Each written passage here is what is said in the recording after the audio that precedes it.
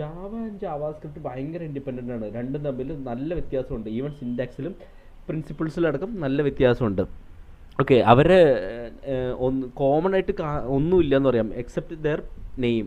Like ജാവാസ്ക്രിപ്റ്റിൽ Java എന്ന് മാത്രം നെയിം മാത്രമേ കോമൺ ഉള്ളൂ, അല്ലാണ്ട് വേറെ ഒന്നും അവർ തമ്മിൽ കോമൺ ഇല്ല. ജാവാസ്ക്രിപ്റ്റ്സ് നമ്മൾ പറഞ്ഞതിന് മുമ്പ് ബ്രൗസറിൽ റൺ ചെയ്യാൻ പറ്റുന്നുള്ളത്, പ്ലസ് അതർ എൻവയോൺമെൻറ്റ് ഇപ്പോൾ റൺ ചെയ്യാൻ പറ്റും. നോട്ട് ജെ എസ് ഒക്കെ പോലെ നമുക്ക് അത് എടുത്തിട്ട് എൻജിൻ പുറത്തേക്ക് എടുത്തിട്ട് നോട്ട് ജെ എസിലൊക്കെ പോലെ നമുക്ക് റൺ ചെയ്യാൻ പറ്റും.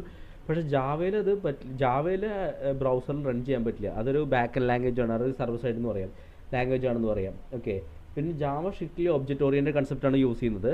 അവർ അതിൽ ഭയങ്കര സ്ട്രോങ്ലി ടൈപ്സ് ആണ് യൂസ് ചെയ്യുന്നത്. എന്ന് വെച്ചാൽ നിങ്ങളൊരു സംഭവം ഡിഫൈൻ ചെയ്യുമ്പോൾ ഡാറ്റ എന്ത് ഡാറ്റ കണ്ടെയ്നറിലാണ് സ്റ്റോർ ചെയ്യുന്ന ഡാറ്റ എന്നുള്ളത് ജാവയിലൊക്കെ മെൻഷൻ ചെയ്യണം. പക്ഷേ ജാവ സ്ക്രിപ്റ്റിൽ അത് ഭയങ്കര ഫ്ലെക്സിബിൾ ആണ്, നമുക്കങ്ങനെ മെൻഷൻ ചെയ്യേണ്ടത് വെഹിക്കിൾ ടൈപ്പും കൂടിയാണ്. ലൈക്ക്